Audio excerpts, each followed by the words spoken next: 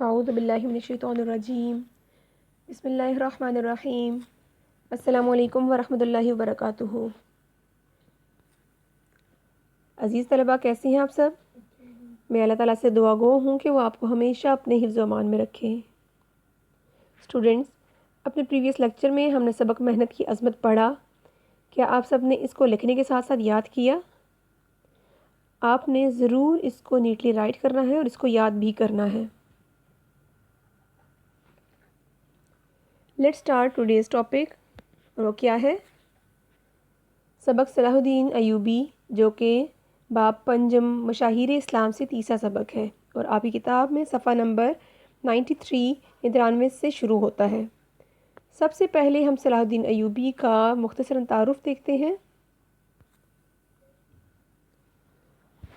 صلاح الدین ایوبی کا اصل نام یوسف تھا۔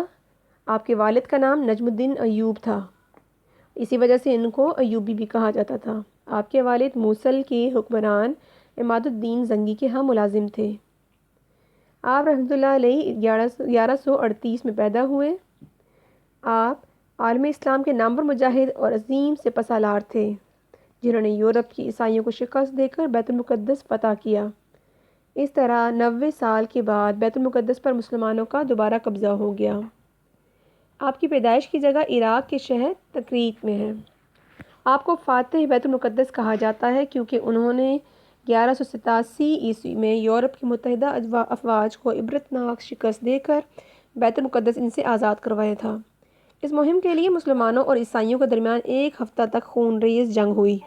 آخر کار مسیحیوں نے ہتھیار ڈال دیے اور رحم کی درخواست کی۔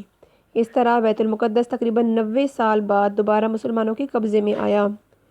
بیت المقدس کی فتح صلاح الدین ایوبی کا عظیم کارنامہ تھا۔ سلطان صلاح الدین ایوبی ہمت، شجاعت اور استقلال کا پیکر تھے۔ آپ حکمران ہوتے ہوئے بھی فقیرانہ زندگی گزارتے تھے۔ آپ بیک وقت شام، بحرین، یمن، افریقہ کے کئی صوبوں کے حکمران تھے، لیکن ایک خیمے میں رہتے تھے۔ وہ خیمہ ان کے لیے محل سے کم نہ تھا۔ آپ رحمۃ اللہ علیہ تخت سے زیادہ گھوڑے پر بیٹھنا پسند کرتے، درباریوں سے زیادہ اپنے مجاہدین میں رہنا پسند کرتے۔ آپ بہت بہادر، شجاع سپاہی، لائق جرنیل اور انتھک فرما روا تھے۔ سلطان صلاح الدین ایوبی میں جہاد کا جذبہ کوٹ کوٹ کر بھرا ہوا تھا۔ ان کی زیر قیادت ایوبی سلطنت نے مصر، شام، بحرین، یمن، عراق اور حجاز اور افریقہ کے بعض صوبوں پر حکومت کی۔ یہ سب نتیجہ تھا آپ کی ہمت و شجاعت کا، آپ کی مستقل مزاجی کا۔ اس کی ایک بڑی وجہ یہ بھی تھی کہ آپ عیش و عشرت کے شوقین نہ تھے، بلکہ ان کی اولین ترجیح دین اسلام کی سربلندی تھی۔ قاضی ابن شداد، جو سلطان صلاح الدین ایوبی کے دور کے نامور مورخ تھے، انہوں نے اس طرح سلطان صلاح الدین کو خراج عقیدت پیش کیا۔ وہ کہتے ہیں، وہ بڑے قوی دل، باروب، بہادر، بے مثل، شجاع اور حد درجہ کے ثابت قدم تھے۔ مہم جوئی اور کوئی مصیبت اسے ڈرا نہ سکتی تھی۔ عیسائیوں کے ساتھ سخت سے سخت مقابلوں کی وہ کچھ پرواہ نہیں کرتے تھے۔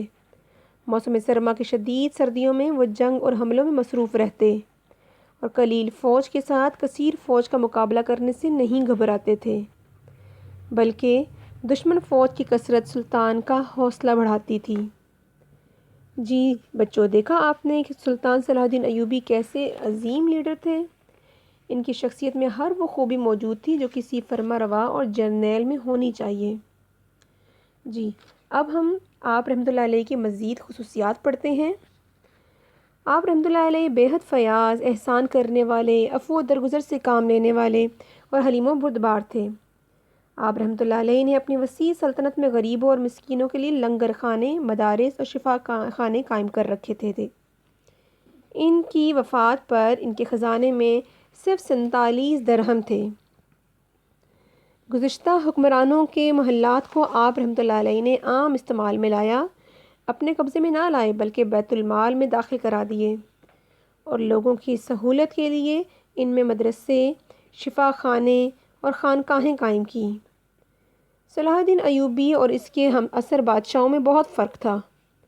بادشاہوں نے اپنے جاہ و جلال کے سبب عزت پائی اور سلطان صلاح الدین ایوبی نے عوام سے محبت اور ان کے معاملات میں دلچسپی لے کر یہ عزت پائی۔ آج کل کے حکمرانوں کے برعکس آپ کے پاس جواہرات، محلات اور رقم کے خزانے نہ تھے، بلکہ تاریخ گواہ ہے کہ ان کی وفات کے وقت اتنی رقم بھی نہ تھی کہ ان کی نماز جنازہ کا انتظام کیا جا سکے۔ آپ بیک وقت کئی ممالک کے حکمران تھے، لیکن حکمران ہونے کے باوجود کبھی صاحب نصاب نہ بنے۔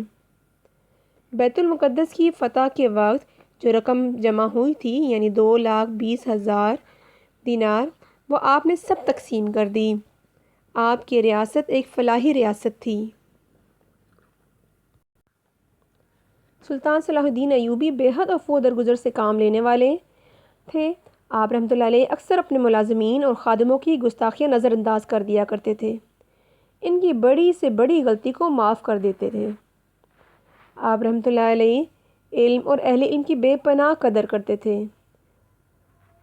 انہوں نے علماء، فضلاء، شعراء اور ادیبوں کی تنخواہیں مقرر کر رکھی تھیں۔ جی بچوں، آپ نے دیکھا کہ آپ رحمۃ اللہ علیہ کی شخصیت بیک وقت کتنی زیادہ خصوصیات کی حامل تھی۔ ہم کہہ سکتے ہیں نا کہ آپ آل راؤنڈر تھے۔ آپ علم و ادب سے متعلق بھی بہت دلچسپی رکھتے تھے۔